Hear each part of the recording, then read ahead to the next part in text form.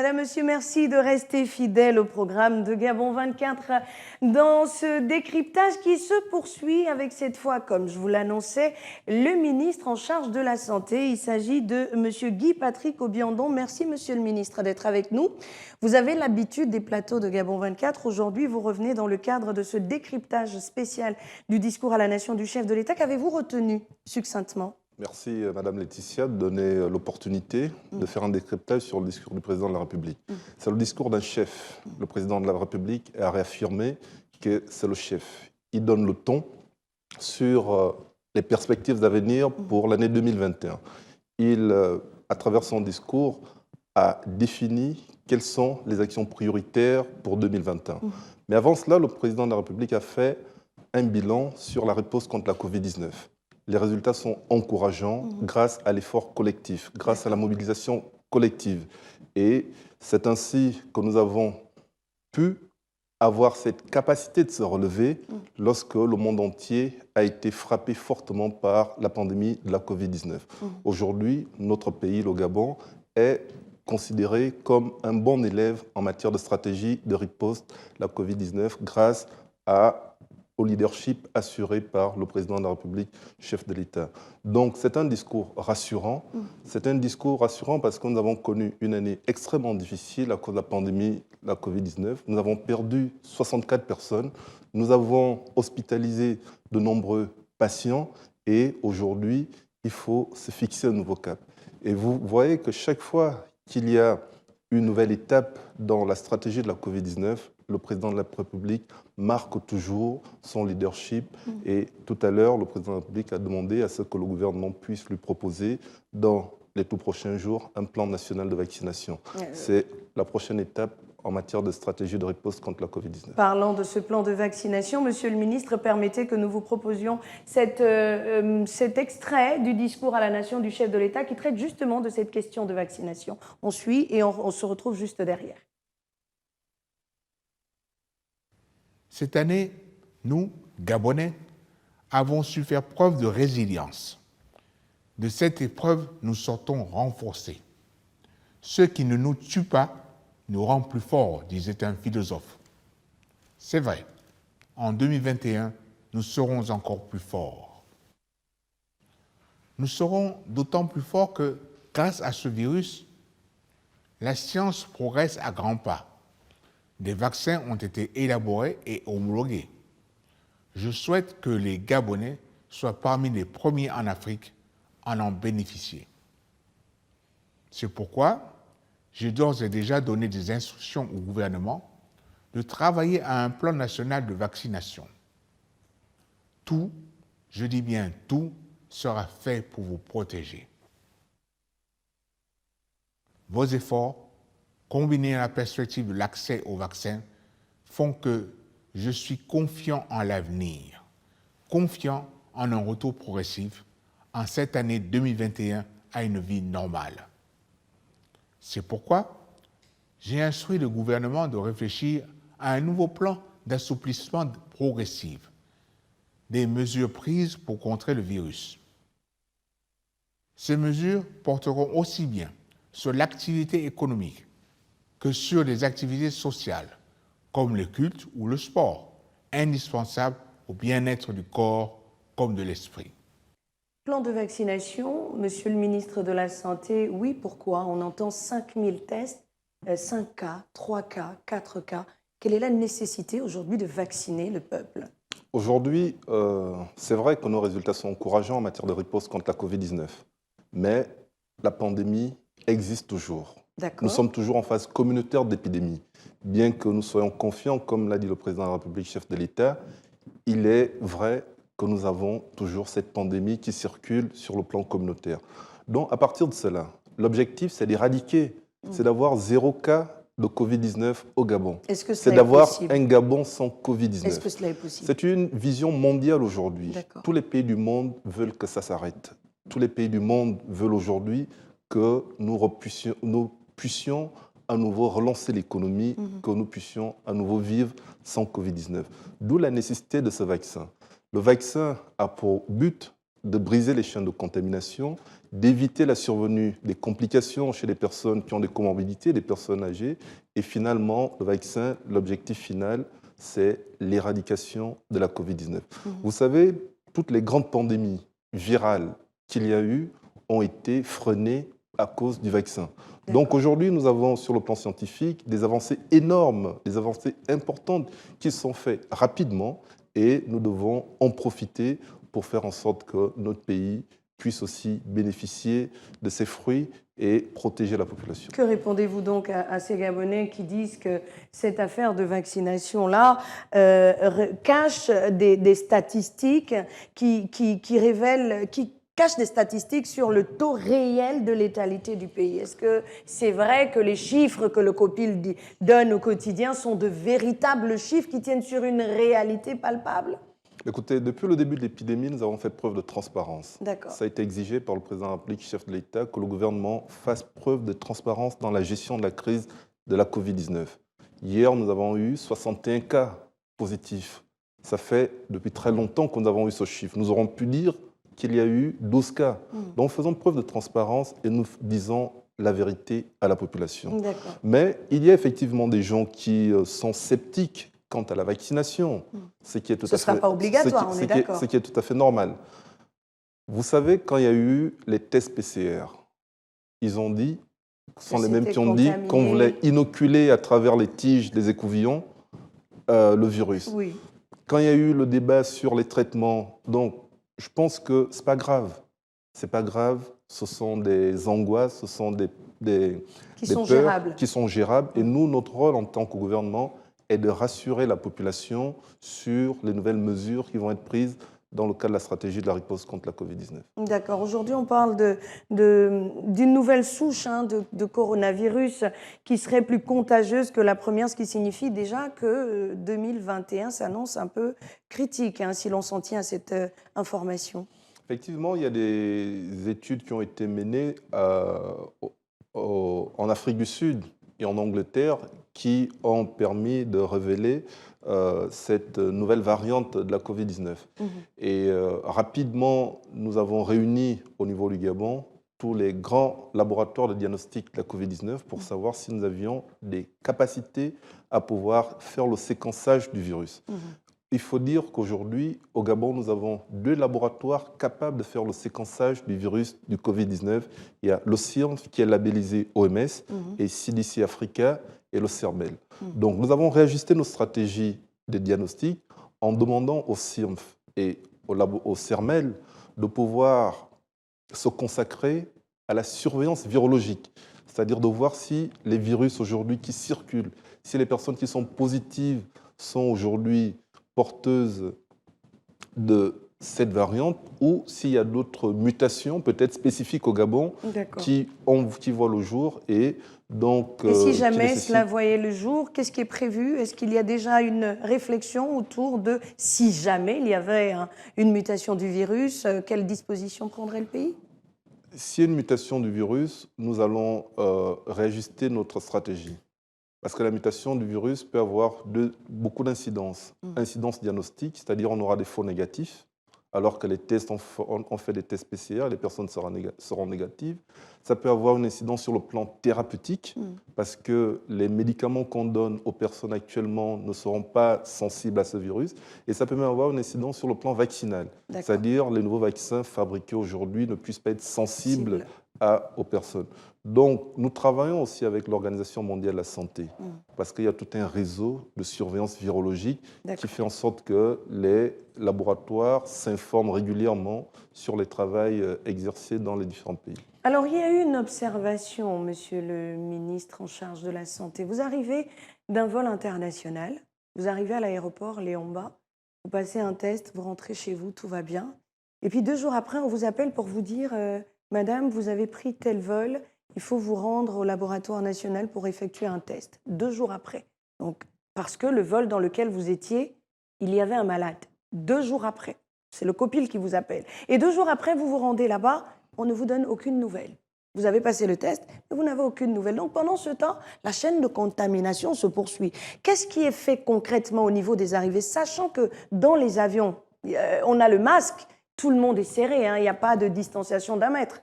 Comment on fait? Quelle est la politique qui est mise en place concrètement pour sécuriser les familles des passagers qui entrent et sortent? Parce qu'il y a véritablement un problème à ce niveau, comme s'il y avait une sorte de passoire qui ne disait pas son nom. Vous savez, aujourd'hui, en matière de diagnostic de la Covid, hein, au niveau de la sécurisation sanitaire des postes frontières, le Gabon, aujourd'hui, est félicité par rapport au dispositif qui existe au niveau de l'aéroport. Comment Liamba. vous expliquez cette situation? Lorsque vous descendez de l'avion, oui. vous passez le test Oui. obligatoirement et les résultats vous sont donnés. Par contre, lorsqu'il y a un cas positif dans l'avion, il y a la recherche des cas contacts qui se fait par la cellule de surveillance épidémiologique. D'accord. On vous appelle pour vous demander de pouvoir faire rapidement un test parce que votre parent ou vous-même, vous aviez été exposé durant ce vol. Et là, ça va de la responsabilité de la personne. Parce que beaucoup de gens qui sont appelés, parfois, ne se rendent pas. La personne s'est rendue, mais n'a toujours pas les résultats. Ce cas nous a été rapporté à Gabon 24. Ça fait peut-être partir des rares cas qui sont victimes parfois de la saturation de nos laboratoires. Et comme qui dirait, aucun service n'est parfait, il y a donc des manquements et ça fait partie de ça. Mais que nous tendons à améliorer au fil du temps. D'accord. Sortons un peu de la Covid-19. On en parle, mais il n'y a pas que... Il y a le paludisme qui fait des bonds avec récemment la célébration. Donc, nous avons reçu sur le plateau le représentant même de cette... qui gère le paludisme au Gabon. Il y a des avancées à ce niveau, mais le paludisme tue toutes les 5 secondes un enfant de moins de 5 ans. Quelles sont les avancées à ce niveau en 2020 et qu'est-ce qui est prévu pour 2021 ? Nous avons reçu les instructions très claires du président de la République. Aucune maladie ne va être oubliée. D'accord. Donc, c'est pourquoi, dans le cadre de notre stratégie sanitaire, nous avons mis un accent aussi sur la lutte contre le paludisme, sur la lutte contre la tuberculose. Dans les tout prochains jours, nous allons lancer une campagne de lutte contre les maladies parasitaires intestinales. Nous avons aussi lancé récemment la campagne de vaccination des enfants de 0 à 11 mois. C'est pour dire qu'aujourd'hui, malgré l'existence de la pandémie de la Covid-19, le gouvernement s'attelle à pouvoir soigner tous les Gabonais en ne privilégiant pas une maladie. Toutes les maladies sont prises en charge et nous continuons ce travail qui nous a été demandé par le président de la République. Monsieur le ministre, est-ce que je peux vous inviter à vous déguiser, je ne sais pas en quoi, peut-être en maman Grand Nord, j'en sais rien, permettez que je prenne cette image pour vous rendre dans les structures sanitaires. Pourquoi je le dis? L'accueil dans les structures sanitaires souffre énormément. Je n'ai rien contre le personnel soignant, mais il y a que certaines personnes en font tellement pour repousser les malades. À la limite, vous pouvez mourir dans un hôpital du Gabon à cause de l'accueil, simplement. Qu'est-ce qui est fait? Est-ce qu'en interne, vous avez essayé de régler la question? Parce que des plaintes nous ont été envoyées ici à Gabon 24 et nous ne savons pas vers qui nous tourner. Vous êtes ministre de la République, ministre en charge de la santé. Comment on règle la question de l'accueil dans les structures publiques? Je pense que c'est une réalité. Le diagnostic, il est clair. La porte d'entrée de l'hôpital, c'est l'accueil. Ce qui permet de donner espoir à un patient qui va en souffrance dans un hôpital, c'est d'abord l'accueil. Aujourd'hui, effectivement, dans les structures sanitaires, l'accueil pose un problème. Et donc, nous sommes dans cette dynamique de réforme, de formation du personnel de santé. Très bien. Et c'est pourquoi, à partir de l'année prochaine, en 2021 plutôt, cette année, nous sommes en train de voir avec un partenaire pour l'accompagnement du personnel de santé dans l'accueil et la bonne gouvernance. C'est très important. Nous ne pouvons pas continuer en 2021 avec ces habitudes. Nous demandons aussi à la population de nous aider. La population doit nous aider en dénonçant. Mais le numéro, y a-t-il un numéro vert? Nous allons mettre en place ce numéro vert pour dénoncer ces personnes et c'est pourquoi j'ai instruit aux responsables des structures sanitaires d'exiger le badge à tous les personnels de santé afin que, dorénavant, celui qui se comporte mal puisse être dénoncé et des sanctions seront prises à cet effet. Voilà qui est dit. Où en sommes-nous, monsieur le ministre? Ça, c'est un pas de géant. Parce que les hôpitaux gabonais ne reçoivent pas que des Gabonais d'origine, mais aussi des Gabonais d'adoption, comme les appelait feu président Liamba. Il y a que cette image renvoie cette image ternit un peu le nom du pays. Mais bon, on espère que les choses vont avancer dans le bon sens. Où en sommes-nous, monsieur le ministre, avec les projets de réhabilitation des hôpitaux en province, notamment dans le Wallintem? pour ne citer que ces Écoutez, provinces. vous avez suivi les appels d'offres qui ont été lancés par le ministère de la Santé. Les appels d'offres ont été dépouillés. 17 structures ont été retenues pour être réhabilitées et les entreprises sont à pied d'œuvre pour les travaux de réhabilitation. Nous ne voulions pas faire du grand bruit parce que nous sommes prudents. Il y a tellement de chantiers, des chantiers Madame qui ont été le lancés. Premier ministre a dit qu'il n'y aura plus d'annonces. Voilà, Monsieur donc, le Président à partir de la ce République moment-là, nous aussi. voulons surprendre, c'est l'inauguration de ces nouvelles structures qui ont été rénovées. Mais les entreprises sont à pied d'œuvre pour pouvoir rénover, pour pouvoir réhabiliter, pour pouvoir améliorer le plateau technique. Et cela va s'accompagner aussi à la formation du personnel, parce qu'il faut changer de mentalité. Tout à fait. En 2021, nous ne pouvons pas continuer à avoir ces structures où le service ne répond pas. Où le service est vide, il n'y a pas de médecin, il dort, où il est en clinique. Exactement. Et c'est pourquoi nous avons mis en place les comités médicaux d'établissement qui nous ont élaboré les projets d'établissement. Chaque responsable de structure sanitaire est passé à la commission et nous leur avons défini des objectifs avec des indicateurs qui seront évalués de manière trimestrielle pour mesurer l'efficacité de leur action. D'accord. Merci beaucoup. Nous sommes arrivés au terme. 15 minutes ne suffisent pas. Il faut qu'on revienne parce qu'on vous voit à la télé tous les jours. On ne sait pas où est-ce que vous allez, ce que vous faites, mais on se rend compte que les choses bougent quand même dans le secteur de la santé. Le président de la République nous a donné une opportunité à la presse de pouvoir évaluer de manière trimestrielle. Vous inquiétez pas, 3 mois après, vous serez devant nous. Vous nous verrez très souvent à la télé pour pouvoir parler du secteur santé. Merci, monsieur le ministre. Vos vœux pour 2021? Nos vœux, c'est la matérialisation de la politique sanitaire du président de la République. Je pense que 2021 est une année charnière et nous devons tout faire pour que les Gabonais puissent être bien soignés. C'est ça, les vœux 2021. Merci à vous. Je rappelle que je recevais monsieur le ministre de la Santé. Il s'agit de monsieur Guy-Patrick Obiandong qui était avec nous. Il cède sa place au dernier membre du gouvernement qui va refermer ce décryptage.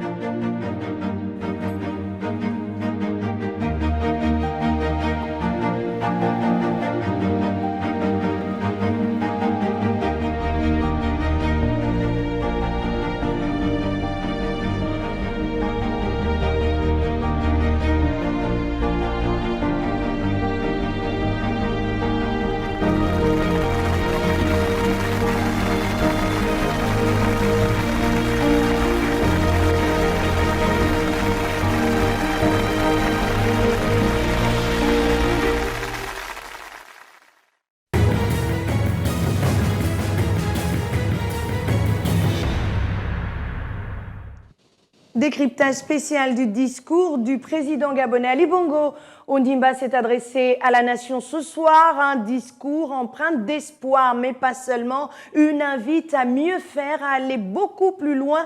Qu'est-ce que monsieur le ministre des Sports, monsieur Franck Nguema, a retenu de ce discours? Nous le saurons tout de suite puisque c'est le dernier invité de ce décryptage. Monsieur le ministre, merci d'être avec nous. Je vous en prie, c'est moi qui vous remercie. Voilà, on n'a pas souvent l'habitude de vous avoir, donc on va essayer d'y aller comme ça, en commençant par prendre votre point de vue sur ce qu'a dit le président de la République gabonais. Oui, en décryptant le discours du président de la République gabonais, 3 choses me viennent à l'esprit. Premièrement, c'est qu'en dépit de la crise sanitaire de Covid-19 dans notre pays et qui explose dans le monde, le président de la République est bien aux commandes et aux destinées du Gabon, et c'est ce qui a permis le contrôle de cette épidémie dans notre pays. Ensuite, en phase vraiment avec les préoccupations des Gabonais dans son discours. Je vois aussi beaucoup de volontarisme et d'optimisme dans un retour à la vie normale des Gabonais en 2021. Ça, c'est le premier point.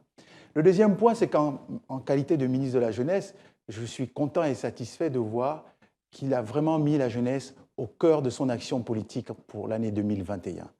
Et ça nous amène au troisième point, qui est qu'il l'a dit lui-même, en 2021, nous devons faire plus pour la jeunesse. Et il a énuméré la réforme institutionnelle de l'enseignement professionnel qui vient d'être réalisée par le ministre du Travail et de la formation professionnelle, notamment avec la mise en place de 5 centres d'enseignement professionnel pour que, effectivement, les jeunes qui sont laissés au bord de la route puissent acquérir des qualités, des compétences qui correspondent au marché de l'emploi. C'est tout l'enjeu de la réforme. C'est tout l'enjeu de la réforme. Ensuite, deuxième point sur tout faire pour les jeunes, c'est la diversification de l'économie. Gabon industriel, Gabon des services, Gabon qui vert. permet effectivement de passer progressivement. C'est un changement de paradigme qui va prendre des décennies, parce qu'il a commencé ce changement de paradigme dès son accession à la magistrature suprême en 2009. Mais il faut savoir que la diversification d'une économie, c'est sur 30 ans de projection, avec des industries, avec des services, et c'est important pour les débouchés, pour des emplois pour les jeunes. Et un autre aspect de faire plus pour les jeunes, c'est le désendettement. Il demande à ce que le gouvernement revienne à des critères de convergence de la CEMAC, c'est-à-dire au plus 70% du produit intérieur brut. On s'est beaucoup endetté pendant la Covid-19, le Gabon n'est pas le seul, le monde entier s'est endetté, mais il est temps de se désendetter maintenant pour donner plus de marge de manœuvre. Et l'égalité des genres. Le président de la République souhaite que les filles aient un bon accès à l'éducation et que notre élite soit aussi prélevée parmi 100% de la population et non pas 50%.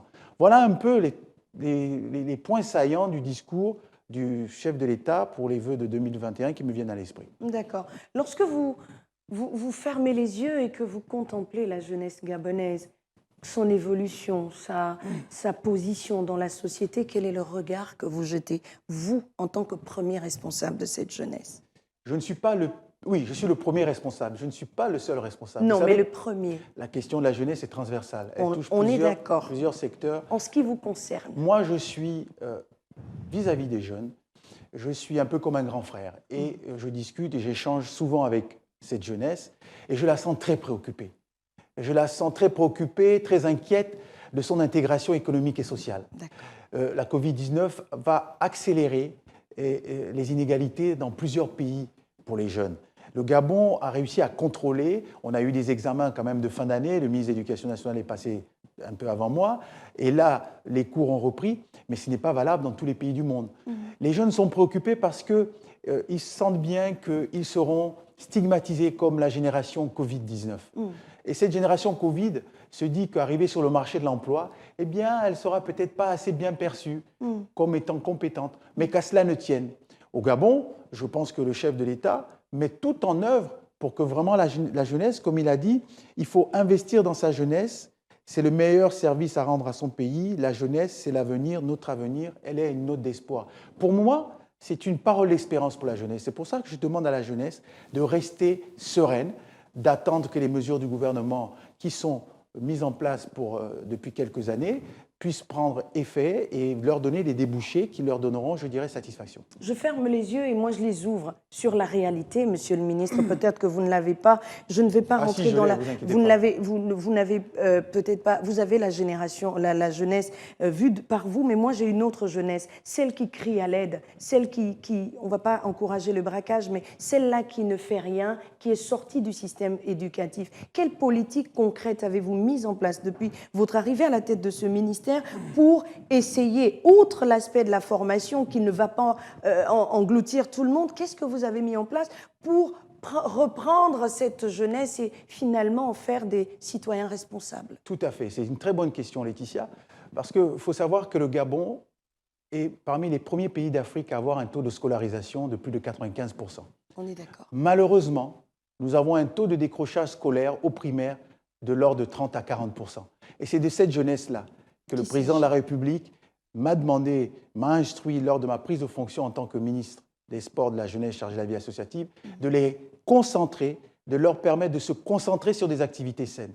C'est pour ça que j'ai fait la réforme du championnat scolaire et universitaire dès mon arrivée, pour que ce championnat se déroule sur une période équivalente à une année scolaire, au plan national et dans plusieurs disciplines sportives, pour que les jeunes scolarisés puissent effectivement avoir une pratique sportive intensive avec des interclasses, avec des interétablissements, pour pouvoir se confronter et développer les valeurs sportives qui sont des valeurs. Et ceux qui ne sont pas Et ceux qui ne sont pas, j'en arrivais, permettez-moi, et ceux qui ne sont pas scolarisés, nous avons mis en place un plan de développement des infrastructures sportives de proximité.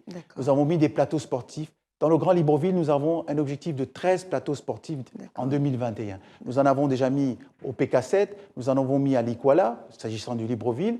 Et ces infrastructures sportives ont pour ambition d'occuper les jeunes, notamment ceux qui sont laissés sur le bord de la route. Mais je rappelle que ces jeunes, nous devons les récupérer pour les concentrer sur des activités saines à travers le sport, Mais pas seulement. mais aussi les concentrer sur des activités saines à travers une formation de qualité. Absolument. Vous savez que le chef de l'État, dès sa prise de fonction, et en 2014 notamment, au cours des assises sociales, il a lancé le contrat d'apprentissage jeunesse, qui a touché plus de 10 000 jeunes et qui donne des milliers de jeunes qui sont aujourd'hui en poste.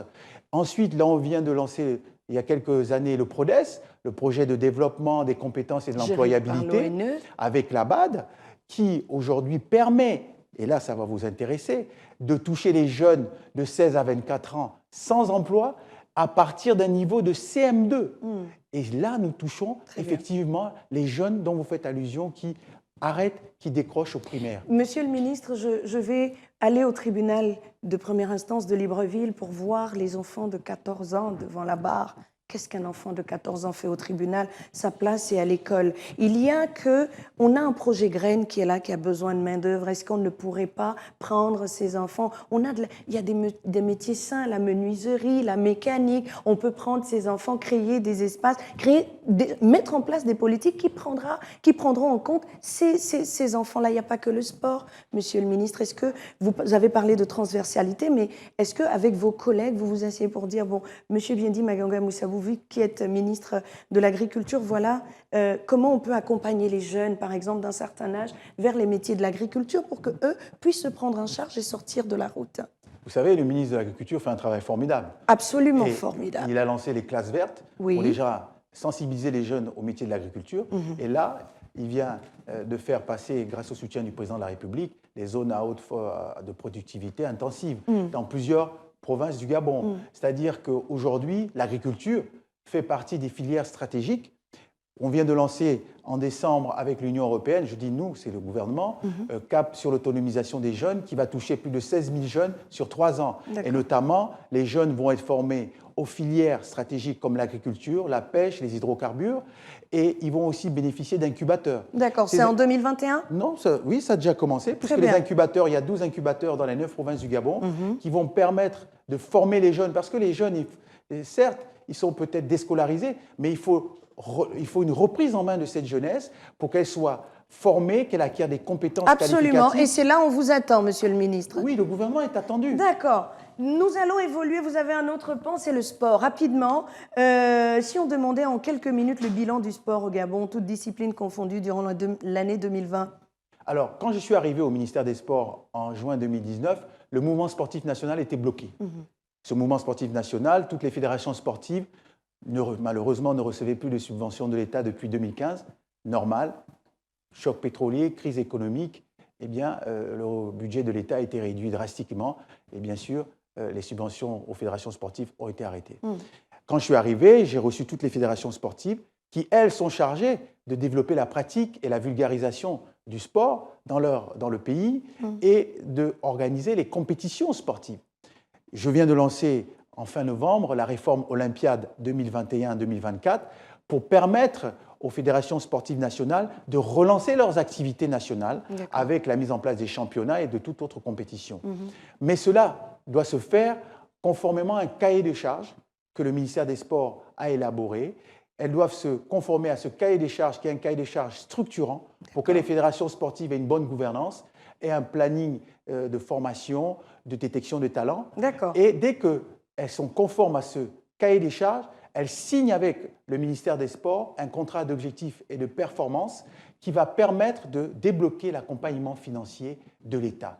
Parce que ce qui est important, dites-nous, et le chef de l'État l'a demandé, c'est que chaque denier de l'argent public soit contrôlé et la transparence publique, comme lui-même il a dit. Désormais, il y a le gendarme, il y a la NAVEA qui est là. Vous inquiétez pas, chacun fera son travail. Mais il y a aussi cet incident, et on revient dessus rapidement. On a vu ce qui s'est passé en Gambie. Oui, on ne peut pas rester insensible à ce qui s'est passé en Gambie. Qu'est-ce qui s'est réellement passé? Qui a fait quoi? Pourquoi on s'est retrouvé dans cette situation? Pour refermer ce débat.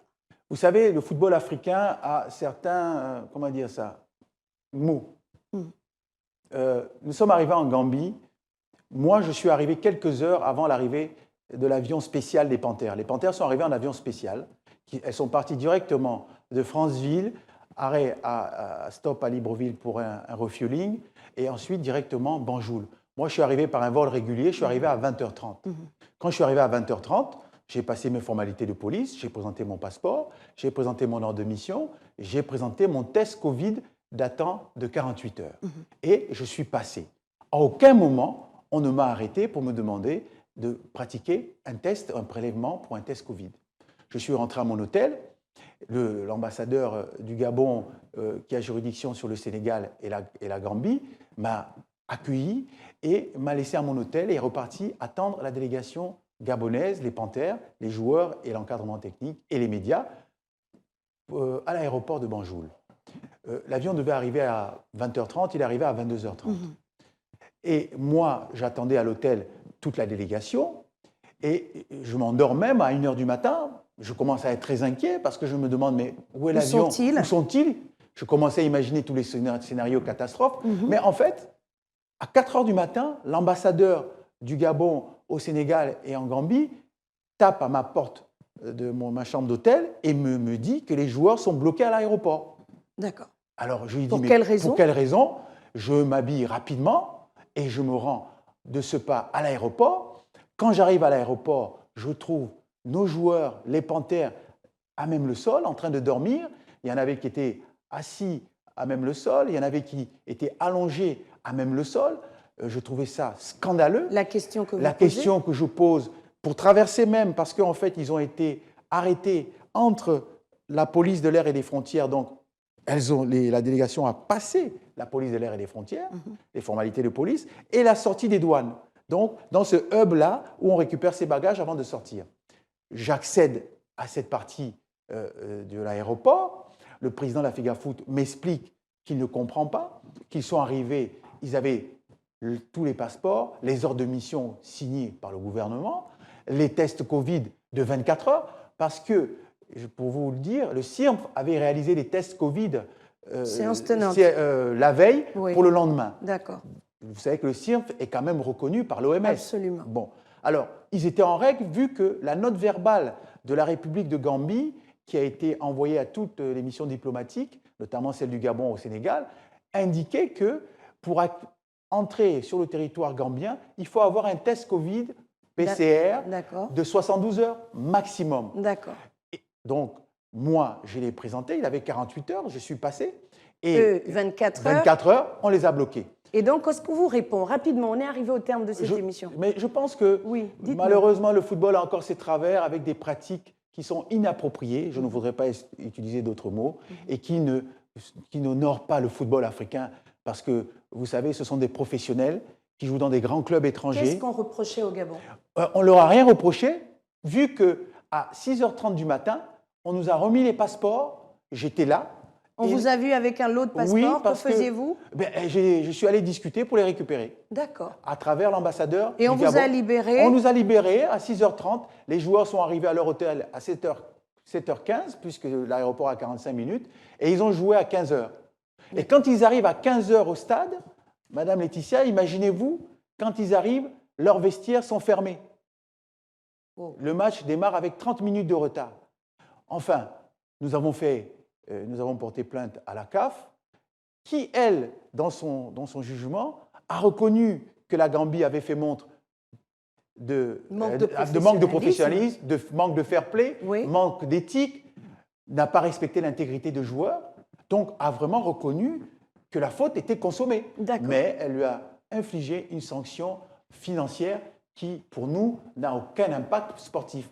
Et nous avons fait appel à travers la FEGAFOOT auprès encore de la CAF. Et je le dis parce que je sais que Gabon 24 est suivi au plan international. Nous, ministère des Sports et gouvernement, nous soutenons l'action de la Fédération gabonaise de football. Très bien. Et nous irons, s'il le faut, jusqu'au tribunal arbitral sportif pour que des sanctions sportives exemplaires soient données, parce que ça n'honore pas le football africain. C'est nous ramener 30 ans en arrière avec des méthodes qui ont, qui ont fait leur efficacité. Voilà. Et voilà. Merci. Votre mot de la fin, rapidement, les vœux de 2021, puisque nous sommes arrivés au terme de cette émission. Alors, les vœux de 2021, ils sont à l'endroit de la jeunesse. Parce que, comme je le disais, le président de la République, chef de l'État, son Excellence Ali Bongo Ondimba, a mis la jeunesse au centre de ses préoccupations pour 2021.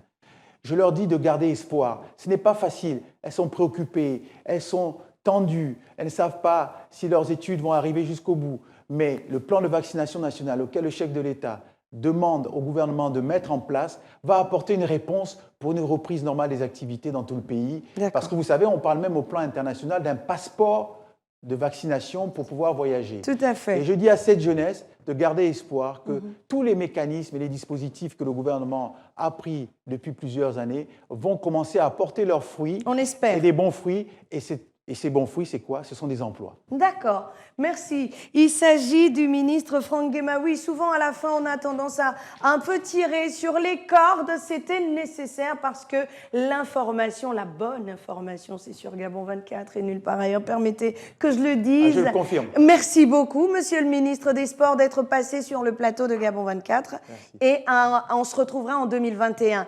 À vous, chers téléspectateurs, merci d'avoir été des nôtres sur Gabon 24 durant toute cette année. On vous souhaite de passer de merveilleuses fêtes, toujours à l'écoute des programmes de Gabon 24. Un grand merci à l'ensemble de l'équipe, depuis la direction générale jusqu'à l'agent de liaison. Merci de nous rester fidèles. Nos programmes se poursuivent. Rendez-vous en 2021.